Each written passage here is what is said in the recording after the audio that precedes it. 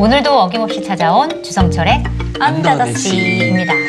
네, 오늘의 키워드로 선정된 영화의 하이라이트 영상부터 한번 보시겠습니다. 차기 검사장 후보 한강식. 그의 라인을 잡는 것이 권력의 핵심이 되는 길이다. 정치인이란 말이야. 반드시 당한 것에는 보복을 해야 된다. 이게 아주 복잡한 정치 엔지니어링의 철학이거든. 이거 터지면 대한민국 뒤집힌다. 뭐 말도 안 되는 일도 많고 있을 수 없는 일도 일어나고. 들과 연계한 봐주기 수사나 언론과의 유착, 대한민국 역사상 이 정도 쓰레기들이 있었습니까? 난 모든 걸 걸었다. 네, 어떤 영화인지 간단하게 소개 좀 부탁드립니다. 네, 더킹은 이 우아한 세계와 관상 등을 만든 한재림 감독의 2017년 작품이고요. 관상을 만드신 감독이죠. 네, 그렇죠. 531만 관객을 동원한 흥행작이라고 할 수가 있겠는데요. 주인공은 바로 조인성 배우가 연기하는 태수라고 하는 이 남자인데요. 어렸을 때 집에서 어떤 일이 벌어지게 되는데 그때 검사라는 사람을 처음 보게 됩니다. 아버지가 맞는 장면이죠. 그렇죠. 검사한테 맞는 장면. 그 장면을 목격하면서 역시 한국에서는 검사가 돼야 되는구나 라고 결심을 하고 열심히 공부를 해서 검사가 되죠. 검사가 된 이후에 권력의 설계자라고 할 수 있는 이 정우성 배우 연기하는 한강식이라고 하는 남자를 만나서 라인을 잘 타게 되죠. 그래서 그 이후에 계속 승승장구를 하게 되는데요. 그 옆에서 순종적인 행동대장 검사인 양동철, 바로 배성호 배우가 연기하는 이 검사, 그리고 여러 사람들과 함께 권력을 쥐고 흔드는 그런 자리에까지 올라가게 되는데요.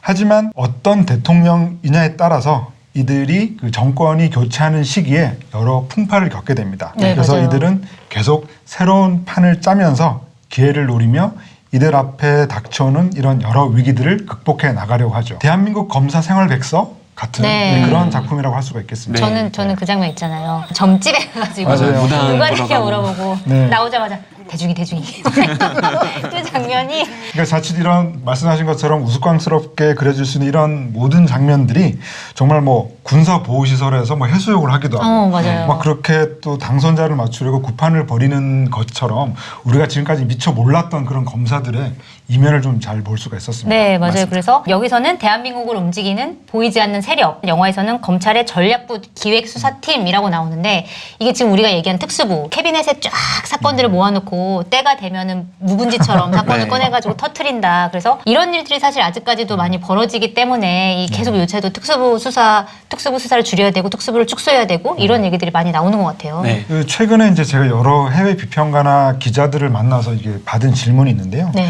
유독 한국 영화에서는 이런 법조인이나 경찰을 왜 그렇게 부정적으로 악의적으로 그리냐라는 네. 얘기를 많이 했어요. 네. 뭐 다니엘 씨도 그렇게 느낄지 모르겠는데 그만큼 자기가 본 한국 영화 중에서는 단 한 번도 경찰이나 이런 뭐 검사 법조인이 이 좋은 모습으로 그려진 적이 없다라는 얘기를 얘기를 들은 적이 있었는데요. 네.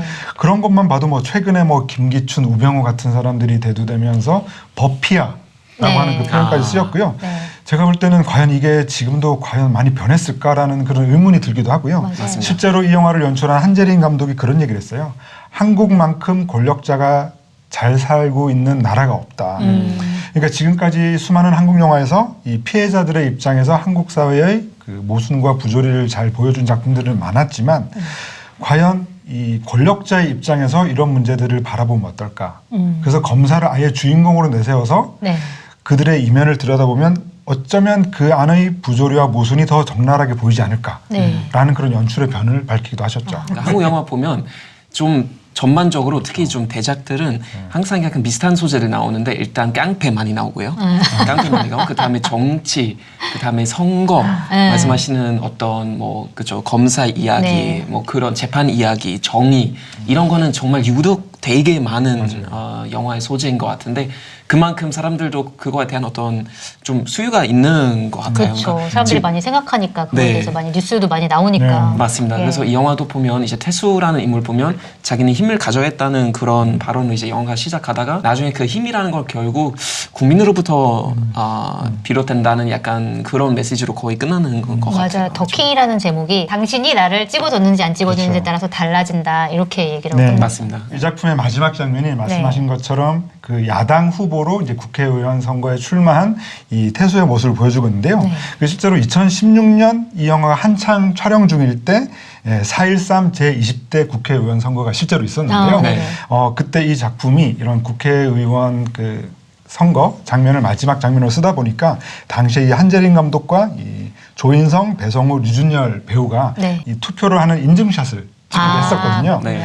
그때 제가 좀 궁금해서 자료를 찾아봤더니 네. 그때 20대 총선에서 당선된 국회의원들이 지금까지 일하고 있는 거잖아요. 네네. 그때 이제 법조인 출신이 총 49명 아, 이 진짜 많아요. 당선이 300명 중에 됐는데요. 49명. 네, 그 중에서 뭐 금태섭, 조홍천, 김경진 의원 등 이 검사 출신 의원은 총 14명이라고 합니다. 그러니까 사실은 법조인 그리고 그 안에서도 검사 출신이라고 해보면 은근히 꽤 많은 좀 비중을 좀 맞아요. 차지하고 있는 역사적으로도 편이죠. 되게 많았던 것 그렇죠. 같아요. 네. 그리고 2016년 이제 한참 그 영화 촬영하고 있을 때 또 다른 사건이 있었어요. 저는 조인성이랑 정우성이랑 배성우를 술집에서 만났어요. 엄청난 사건이 촬영했을 때, 엄청난 네. 사건. 이 영화를 찍고 있을 때였을 것 같은데. 한참 그래서 그 말을 영화 찍고 있을 붙였나요? 때, 네. 네, 왜냐면 저는 감미연 씨랑 같이 그때 감미연 한참 씨? 이제 드라마 네. 찍고 있을 때여서 아. 저희도 어떤 술집 들어갔는데 우연히 거기 계시더라고요. 네. 그래서 정우성이랑 조인성 두 분 다 청바지에 흰 티 입고 있었는데 네. 와 이렇게 남자 봐도 이렇게 멋있을 수가 없어요. 그래서 부럽다. 잠깐 진짜. 인사드렸어요. 네. 어마어마한 사건이었죠. 네. 노무현 대통령의 서거가 이 영화를 시작하게 된 계기다라고 한재림 감독이 밝히기도 했는데 사실 저는 그 노무현 전 대통령께서 그 검찰에 출석하는 모습 있잖아요. 그때 저 수습 기자였거든요. 그래서 그때 갔었어요. 현장 네. 그러니까 르포 취재를 하러 갔는데 그때도 되게 마음이 정말 안 좋았거든요. 그리고 나서 이제 서거를 하셨죠. 그러고 네. 난 다음에 이 영화를 보니까 더 정말 마음이 안 좋더라고요. 실제로 한재림 감독님이 그 당시에 느꼈던 울분 같은 네. 것들이 이 영화에 조금 많이 담겨 있다고 하셨는데요.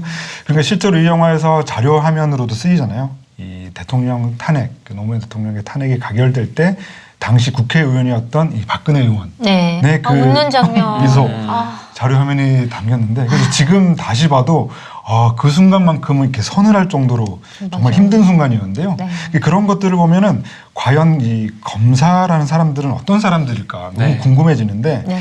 제가 이 영화에서 가장 좋아하는 장면 중에 하나가 뭐냐면요. 이 태수가 이 검사가 되어야겠다는 이제 꿈을 꾼 다음에 이 군대 내무반에서 있을 때 고시원의 좁은 방 안으로 바로 이 컷 나눔 없이 바로 연결되는 장면이 있거든요. 네. 그때 정말 많은 사람들이 뭐 검사가 될 때 또는 뭐 법조인이 될 때 뭐 사회 정의를 위해서 우리나라를 위해서 뭐 일꾼이 되겠다라는 마음으로 그 꿈을 꿨는지는 모르겠지만 사실은 네. 사회 현실과는 완전히 담을 쌓은 채 군대에서 바로 이렇게 고시원으로 이어지는 그 장면을 보면서 아이들이 정말 세상 물정 모르고 네.